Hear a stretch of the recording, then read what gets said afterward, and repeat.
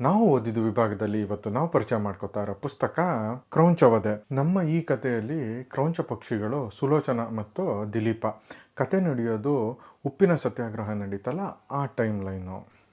ದಿಲೀಪ ಒಬ್ಬ ಸ್ವತಂತ್ರ ಹೋರಾಟಗಾರ. ಅವನಿಗೆ ತನ್ನವರು ತನ್ನ ಮನೆಯವರು ಅನ್ನೋದಕ್ಕಿಂತ ದೇಶಾಭಿಮಾನ ಅನ್ನೋದೇ ಹೆಚ್ಚು. ಭಗತ್ ಸಿಂಗ್, ವಿವೇಕಾನಂದ ಇವನ ರೋಲ್ ಮಾಡಲು. ಸುಲೋಚನಾ ತಂದೆ ಒಬ್ಬರು ಸಂಸ್ಕೃತ ಪಂಡಿತರು. ಅವರು ಈ ದಿಲೀಪನ ತಮ್ಮ ಮನೆಯಲ್ಲಿ ಓದಿಸ್ಲಿಕ್ಕೆ ಅಂತ ಇಟ್ಕೊಂಡಿರ್ತಾರೆ. ಸುಲೋಚನಾ ದಿಲೀಪನಿಗಿಂತ ಒಂದು 3-4 ವರ್ಷಕ್ಕೆ ಸಣ್ಣವಳು. ಹೀಗೆ ಓದಲಿಕ್ಕೆ ಅಂತ ಬಂದ ದಿಲೀಪ್ನಿಗೆ ಸುಲೋಚನಾ ಜೊತೆ ಫ್ರೆಂಡ್ಶಿಪ್ ಶುರುವಾಗುತ್ತೆ. ಸ್ಲೋಲಿ ಅದು ಪ್ರೀತಿಯಾಗಿ ಕನ್ವರ್ಟ್ ಆಗುತ್ತೆ. ದಿಲೀಪ ಸ್ವತಂತ್ರ ಹೋರಾಟಗಾರ, ಅದು ಇದು ಅಂದ್ಕೊಂಡು ಊರು ಸುತ್ತಕೊಂಡು ಜೈಲಿಗೆ ಹೋಗಿ ಬಂದು ಮಾಡ್ತಾ ಇರ್ತಾನೆ. ಈ ಗ್ಯಾಪಲ್ಲಿ ಸುಲೋಚನನ ಮದುವೆ ಒಬ್ಬರ ಹೆಸರಾಂತ ಸರ್ಜನ್ನೊಂದಿಗೆ ಆಗುತ್ತೆ. ಅವಳು ಇಷ್ಟಪಟ್ಟೆ ಮದುವೆ ಆಗ್ತಾಳೆ. ಸ್ವಲ್ಪ ಟೈಮ್ ಆದಮೇಲೆ ದಿಲೀಪ ವಾಪಸ್ಸು ಸುಲೋಚನಾ ಲೈಫ್ಗೆ ಎಂಟ್ರಿ ಕೊಡ್ತಾನೆ. ಆವಾಗ ಸುಲೋಚನೆಗೆ ತನ್ನ ಕಳೆದೋಗಿರೋ ಪ್ರೀತಿ ಮತ್ತೆ ಸಿಕ್ತು ಅನ್ನೋ ಅನುಭವ ಆಗುತ್ತೆ. ಅವಳು ಮತ್ತೆ ದಿಲೀಪನ್ನು ಪ್ರೀತಿಸೋಕೆ ಶುರು ಮಾಡ್ತಾಳೆ.